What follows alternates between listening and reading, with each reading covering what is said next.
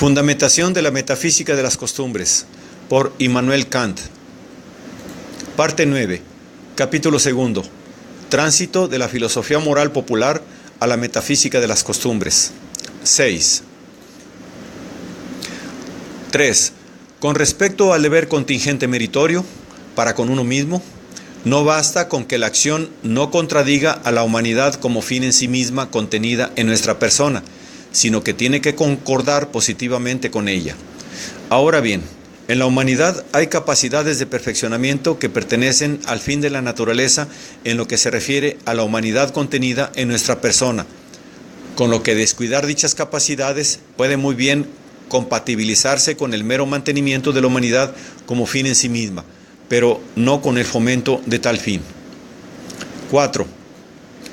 Con respecto al deber meritorio para con los demás, el fin natural que tienen todos los hombres es su propia felicidad. Es bien cierto que podría mantenerse la humanidad aunque nadie contribuyera a la felicidad de los demás, con tal de no sustraerle nada, pero es una concordancia meramente negativa y no positiva con la humanidad como fin en sí, el que nadie se esfuerce en lo que pueda por fomentar los fines ajenos. En efecto, siendo el sujeto un fin en sí mismo, sus fines deben ser, en la medida de lo posible, también míos, si es que aquella representación ha de ejercer sobre mí todo su efecto. Este principio de la humanidad y de toda naturaleza racional en general como fin en sí misma, principio que constituye la suprema condición limitativa de la libertad de las acciones de todo hombre, no se deriva de la experiencia. Primero, a causa de su universalidad, puesto que se extiende a todos los seres racionales y no hay experiencia que alcance a determinar tanto. Segundo, porque en dicho principio la humanidad no es respetada como fin del hombre, subjetivamente, es decir, como objeto que nos proponemos como un fin de hecho, sino como un fin objetivo que, sean cuales sean los fines que tengamos, constituye como ley la suprema condición limitativa de todos los fines subjetivos, y por tanto debe originarse en la razón pura. En efecto, el fundamento de toda legislación práctica se encuentra objetivamente en la regla y en aquella forma de universalidad que la capacita para ser una ley, siempre una ley natural, según el primer principio, mientras que subjetivamente tal fundamento se encuentra en el fin de la acción. Ahora bien, el sujeto de todos los fines, según el segundo principio, es todo ser racional como fin en sí mismo, de donde se sigue un tercer principio práctico de la voluntad como condición suprema de la concordancia entre esta y la razón práctica universal, a saber, la idea de la voluntad de todo ser racional como una voluntad, la idea de la voluntad de todo ser racional como una voluntad universalmente legisladora. Según este principio, han de rechazarse todas aquellas máximas que no puedan compatibilizarse con la propia legislación universal de la voluntad. De esta manera, la voluntad no está sometida sin más a la ley, sino que lo está de manera que puede ser considerada autolegisladora, y por eso mismo, y solo por eso, sometida a aquella ley de la que ella misma es autora. Los imperativos, según el modo anterior de representarlos, es decir, como la legalidad universal de acciones semejantes a un orden natural, o bien como la preferencia universal por los seres racionales en sí mismos, excluyen de su autoridad, sin duda, toda mezcla de algún interés como estímulo justamente porque son representados como categóricos. Pero han sido solamente admitidos como imperativos categóricos porque resulta necesario si se quiere explicar el concepto de deber, pero no ha podido demostrarse por sí mismo que existan proposiciones prácticas que mandan categóricamente, como tampoco puede demostrarse ahora en este capítulo. Sin embargo, podía suceder una cosa, y es que la ausencia de todo interés en el querer por deber, como característica específica que distingue el imperativo categórico del hipotético, es indicada en el imperativo mismo por medio de alguna determinación contenida en él. Y esto es justamente lo que ocurre en la formulación del tercer principio que hemos dado, es decir, en la idea de la voluntad de todo ser racional como voluntad universalmente legisladora. En efecto, Si pensamos tal voluntad, veremos que una voluntad subordinada a leyes puede estar vinculada a estas, sin duda, por algún interés. Pero una voluntad que es ella misma suprema legisladora no puede, en cuanto que lo es, depender de ningún interés, pues en tal caso necesitaría de alguna otra ley que sometiese el interés de su egoísmo a la condición de una validez elevada a ley universal. Así pues, si en efecto es exacto el principio de toda voluntad humana como una voluntad universalmente legisladora por medio de todas sus máximas, sería muy apto para un imperativo categórico, pues ateniéndonos a la idea de una legislación universal, no se fundamenta en ningún interés y, de todos los imperativos posibles, es el único que puede considerarse incondicionado, o mejor aún, invirtiendo la oración.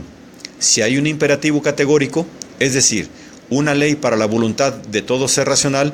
solo podrá mandar que se haga todo por una máxima de la voluntad que pueda considerarse al mismo tiempo universalmente legisladora con respecto al objeto, pues solo entonces el principio práctico y el imperativo al que obedece son incondicionados, ya que no puede tener ningún interés como fundamento.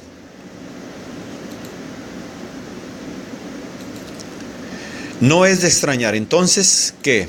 si consideramos todos los esfuerzos emprendidos hasta ahora para descubrir el principio de la moralidad, todos hayan fracasado inevitablemente. Si nos limitamos a observar al hombre atado, sin más leyes por medio de su deber, podemos no caer en la cuenta de que es posible que esté sujeto a su propia legislación, que a la vez es universal, y de que puede estar obligado a obrar solo en conformidad con su propia voluntad legisladora, que además es, por un cierto fin natural, universalmente legisladora. En efecto, si se piensa al hombre simplemente sometido a una ley, la que sea, es preciso que ésta lleve consigo algún interés, como atracción o coacción, pues no surge como una ley de su propia voluntad, sino que ésta se ve obligada a actuar en conformidad a algo diferente. Esta inevitable consecuencia arruina irremediablemente todo esfuerzo encaminado a descubrir un fundamento supremo del deber, pues de este modo nunca se obtiene deber sino necesidad de la acción proveniente de un interés determinado, sea propio o ajeno, lo que supone que el imperativo ha de ser siempre condicionado y no puede servir para el mandato moral. Llamaré a este principio el principio de la autonomía de la voluntad, por oposición a cualquier otro, al que por lo mismo calificaré de heteronomía. El concepto de todo ser racional, que por las máximas de su voluntad debe considerarse legislador universal para juzgarse a sí mismo y a sus acciones desde este punto de vista, conduce a un concepto estrechamente vinculado a él y muy fructífero, el concepto del reino de los fines. Por fin entiendo el enlace sistemático de distintos seres racionales mediante leyes comunes. Pero puesto que las leyes determinan los fines, según su validez universal, resulta que, si prescindimos de las diferencias personales entre los seres racionales, así como de todo contenido de sus fines privados, es posible pensar una totalidad de los fines, tanto de los seres racionales como de los fines en sí, como también de los propios fines que cada cual puede proponerse, en un enlace sistemático, es decir, un reino de los posibles fines según los ya citados principios. En efecto, todos los seres racionales están sujetos a la ley de que cada uno de ellos debe tratarse a sí mismo y tratar a los demás nunca como simple medio, sino siempre al mismo tiempo como fin en sí mismo. Entonces nace de aquí un enlace sistemático de los seres racionales por leyes objetivas comunes, esto es, un reino que, puesto que esas leyes se proponen relacionar a esos seres como fines y medios, muy bien puede llamarse un reino de los fines, aunque, desde luego, solo en la idea.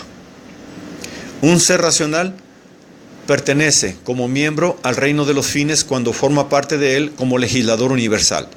pero también cuando se halla sujeto a las leyes. Pertenece al reino como jefe, cuando como legislador no está sometido a la voluntad de otro. El ser racional debe considerarse siempre legislador en un reino de fines posibles gracias a la libertad de la voluntad, ya sea como miembro, ya sea como jefe.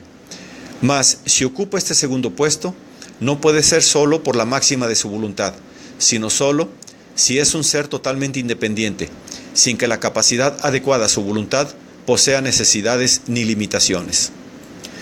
La moralidad consiste, pues, en la relación de toda acción con aquella legislación por la cual es posible un reino de los fines. Pero esa legislación debe hallarse en todo ser racional y ha de poder originarse en su voluntad, cuyo principio, en consecuencia, es el de no hacer ninguna acción por otra acción que ésta. Que tal máxima pueda ser una ley universal y, por tanto, que la voluntad, por su máxima, pueda considerarse a sí misma, al mismo tiempo, universalmente legisladora.